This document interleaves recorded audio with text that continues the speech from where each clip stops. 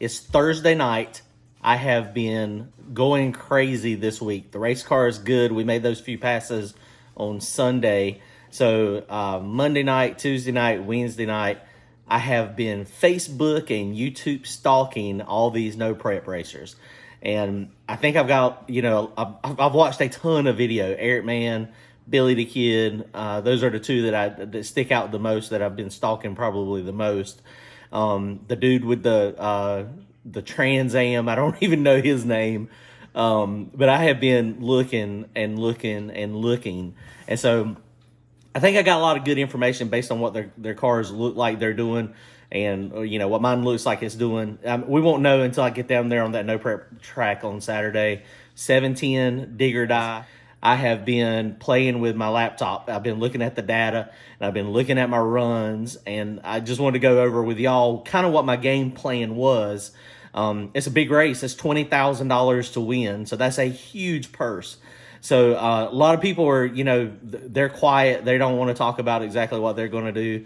I'm not a no prep racer, so I mean, this is my first time ever doing it. It's a lot of money, so I'm gonna just share kind of what my game plan is, and what I'm thinking is going to happen. I could be way off in left field. I mean, I don't know. I won't know until we get down there and start looking at the track on Saturday morning. We're gonna be there bright and early Saturday morning, so we can start trying to review some old footage of my car and figure out what we need to do. So, I mean, I don't know. We'll see. But so we're going to look at the data, and I wanted to show y'all what I do every pass and how I record stuff and how that stuff is important. So check this stuff out and look at what I've been reviewing, and I'll show you kind of what my plan is. Okay, so here's my baseline screen. So this is, when I'm pulling up the Holley data, and yes, I'm still on version 4 over here. I know that's weak, but it works good for me, so I like it. So I don't have a lot of files as far as mine. You can see this is my latest one, and every time I'm at the track I update this one, and so I've got the latest one when I leave the track. So when I get home, I can look at exactly what is on the car, and then I can make changes and then save it. And then the first thing I do is when I get back to the track, or where my car is, I just download the new tune-in. And so this is the key right here. This is my power management. Of course, this is my boost curve. You got the fueling, you got the spark plugs, and that's the bad boy right there. This is traction control over here, which I don't have it on. I just got it enabled. I was, when I first learned how to play with the Holley, I was learning how to do it. Same thing with the nitrous. Although at some point back in the day, I was using this to control my water methanol injection. And that actually worked good. I was using it to pulse it. So anyway, so this is the power management. Not getting sidetracked. This is the one where it's going to control mainly, what my power is. My dome pressure. I've got this TPS boost enabled now. So it's going to try to leave on about 4 PSI. And then I've got this ramp. So it's going to start at 4, and then it's going to go up to 20 pounds of boost at 4.5 seconds out. That may be a little lazy. It looks like some of these cars are hitting it really hard early, and then they're kind of making a very gradual boost ramp, from about a second and a half out. I don't know how this is going to work. It's going to kind of depend on, who I draw first round and what the track looks like. But what I wanted to show y'all, every time when I'm at the track, y'all see me, I pull up a data log. So when you pull up a data log, I always pull it up and then I save it. And then there's a ton of people I go to help at the track. They'll pull up their Holley, and they got hundreds, it seems like, of runs, and they're guessing, oh, well, which one is this one? Which one is this one? You can name these things. And so I put the date, where I was at, and what the car ran. And so you can see I've got this whole history of runs here. And you can see I got a lot of slow passes. So then if you keep on scrolling back, I've got some fast passes. There's a 452 earlier in the year. So I've got a whole range of passes. So I can pull up this 452 pass here. You see it went a 113.60 foot at 161 miles per hour. That was early in the year, but I can pull up that data log. And what I do on that data log, this is your edit views here, and you can, modify each one. I've got drag race 1, 2, and 3. And so drag race 1 is usually the one I go to, first. That's got most of my information. But you can see this thing, it left at 4,200 RPM, 14 pounds of target boost. It had 8 pounds of boost. and then, you know, it ramped up. Now this line over here is my target, so you can see it had a real quick ramp in it. It was a 2-second ramp to 50 pounds of dome pressure. And so boost pressure was kicking it. I mean, you know, 39 PSI, 40 PSI, and then it kind of levels off through here, 42, 43 pounds of boost. You know, that's my personal best pass right there with the car. So the car is capable of going fast. And, you know, I think this was at Darlington, and this has still got the 331 gear in it. This is when I had Randy's doors on it, and it was a little lighter weight. This is right before I had the catastrophic blow up. They say they always run the best right before they blow up. But anyway, so I'm telling you all that to say this. You can see it data logs this stuff. So now I can go back and I can say, okay, the track can go, it can handle whatever it can handle. I've got options here. I can go in, like this is my last pass from Thunder Valley. So when it went to 490. This is from the other week at Thunder Valley when it was going, you know, 527, you know, 544. So Fayetteville when I was going, you know, 5 teens with a, you know, reasonably fast 60 foot, but nothing super fast. So there's lots of, you know, information. This is when I was at Galat the other week. So, you know, it's 487 all the way to 465. So, I mean, there's tons of information that you can save on the Holley. And so now I've got to go out there. What we got to do is we got to look at the track. First, that's what we need to do. Do we need to add any more weight to the car? I mean, is it going to be smooth enough? What kind of shock settings do I need to set? I mean, you know, that's where it's kind of going to depend on when we get to the track, is where we're going to start making some of these changes. There's a lot of people that they already have a good idea what they're going to do. I don't. I mean, it's just one of those things. I mean, I don't race on the no prep. So this is my first experience. And what I'm doing may be completely off in left field. I won't know until we get out there and try to make a pass. They said nobody can make passes on the track, you know, at all. It's off the trailer, so the track is going to be bone cold.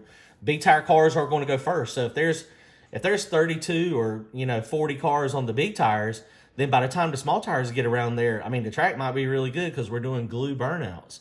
So I might be able to go in there with my 555, 527 tune-up and, you know, and load that in there. And that right there, so if the track starts coming around and we got, you know, a pretty good ways back, then, you know, this is my pass that I can, I mean, I know it went a 527 at 140 and the car is pretty consistent. I mean, it left on 6 pounds of dome pressure, 5.8 pounds of boost, and then I had this nice little gradual ramp again.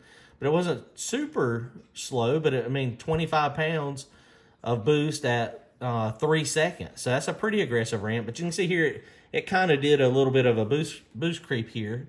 It should have topped out right here and leveled off. So, you know, just got to make sure that's not happening again. Make sure the wastegates are, you know, working properly and not stuck. You know, the methanol car, you can see it produces a ton of water and condensation when it's cold.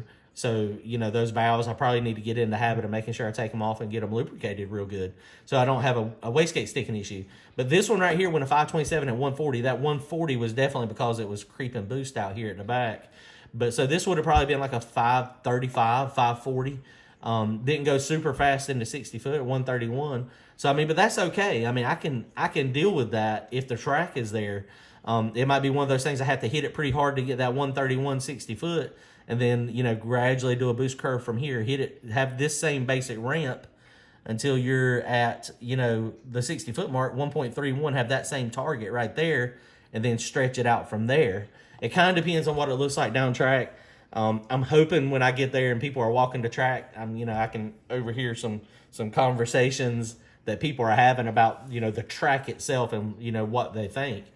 I don't know if that'll happen or not. I'm not going to be super nosy. I mean, you know, there's a lot of people that put in a lot of time and a lot of effort to do this no prep stuff and to go fast. But so this is, you know, what I've got to just figure out, you know, and it's a guessing game. I mean, do I need to drop the air pressure a little bit more? I have 15 pounds of air pressure in those Hoosiers, and they seem to be working good. They were wrinkling pretty good. I got, you know, I've looked at those videos hundreds of times in the last 3 or 4 days, trying to decide if I need to make any more, you know, shock adjustments or suspension changes as far as instant center location and length. I think I'm good with that. I am going to probably stiffen the shocks up just a tad. It did try to separate just a little bit, and I'm okay with it separating some, but I just don't want it to separate too fast and wad the tire up. And I may end up dropping the air pressure down to 12 or 13 pounds of air pressure. So those are going to be decisions we're going to make on Saturday when we get there. You know, me and Randy will be looking at the track and, you know, trying to figure out exactly what we need to do early, and we'll see. So the other good thing, I mean, I show y'all this all the time, but when y'all make a pass and you hit save as, and then you can save all this, and you've got your runs based on, you know, when you ran it and your time. But you pull up this little clipboard here, and then you've got this little data right here. So this is when I first added 125 pounds in the trunk, and then you click on your drag race, and you can tell all your incrementals. And so this will give you a good idea of, you know, what you want to do. What are you going to be trying to do, what you're trying to accomplish. Now, you do have to plan ahead. You know, I plan on my laptop will be riding with me in the car so that, you know, when I don't know how the staging lanes are going to work. I mean, it might be one of those things, if we're way back in the numbers, my initial plan it might not work. So it's like always. I mean, you need to be able to make changes at the last minute. So, you know, just pull up the computer when you're in the staging lanes, and then, you know, make those changes before you go down. So, I mean, we'll see. I don't know, and I'm excited to see how it works out with the boost modulation. I couldn't get it out. Let me show you that the first pass at Thunder Valley. And I should have stayed on it more, but I didn't. I did get back on it some, but not as much as I should have. Blue line up here is TPS. So remember, I got the boost modulation on now at 50%. So when it goes below 50% TPS throttle, it drops CO2 pressure, and you can see it. So it comes up shifted, and this is where I let off, and of course boost. But down here, and if you'll look over here, this target boost is always the one that is, you know, actually what it's trying to command. And so that's where I pedaled it, and it dropped down to 0 pounds. And then I, you know, got back on it some, and you can see I barely went across. If you look down here at TPS, 52%. So it added, I was at 52% throttle, and it had 0.6, 0.5, and the boost come up, and it was like 2 pounds of boost. And it went to 617 at 100 miles per hour, and I, you know, let off of it. Well, shoot, I let flat off of it at 5.5 seconds. So that pass probably would have been like a 580 pass, 590 pass there. Honestly, even just letting off that much. So that boost modulation, I think, is, you know, going to possibly help me. I'm going to just have to make sure that I can't go below 50% throttle. If I could drop it back to 75% throttle and it drops boost back some to half, I mean, that might be okay. When I'm on the track and it's a sticky track, I don't like doing that because it kills kind of the recovery time. If that thing is on like it is now, you know, it drops all the CO2 pressure, so the boost won't come back as fast. But if you're on a sticky track, you want it to come back quickly.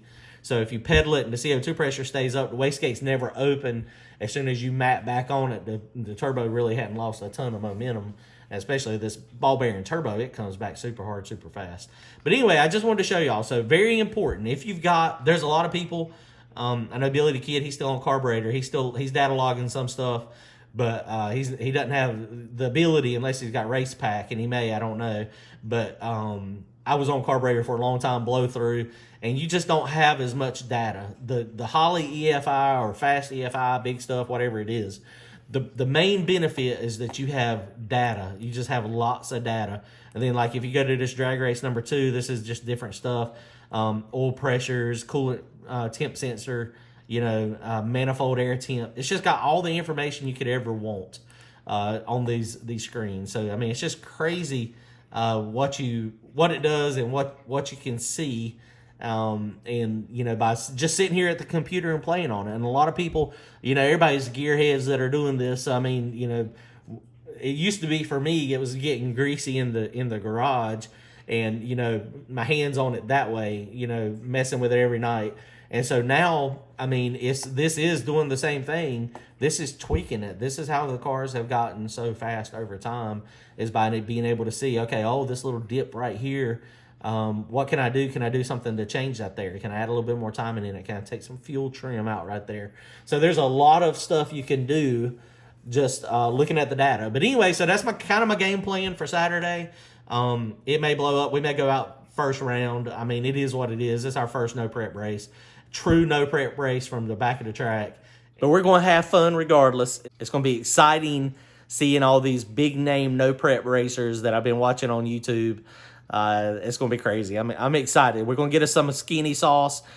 Billy said that he's got us a container. So, you know, so we're going to try that. I was going to try to make my own, but then I decided I wanted to take out, you know, any variables that we couldn't control. So I know that that's probably the best out there because he's running it. And there's a lot of people that are running it, and it's good stuff, and they hook and they do great big wheelies on the street when it's snowing. So that was funny. That was a pretty cool video.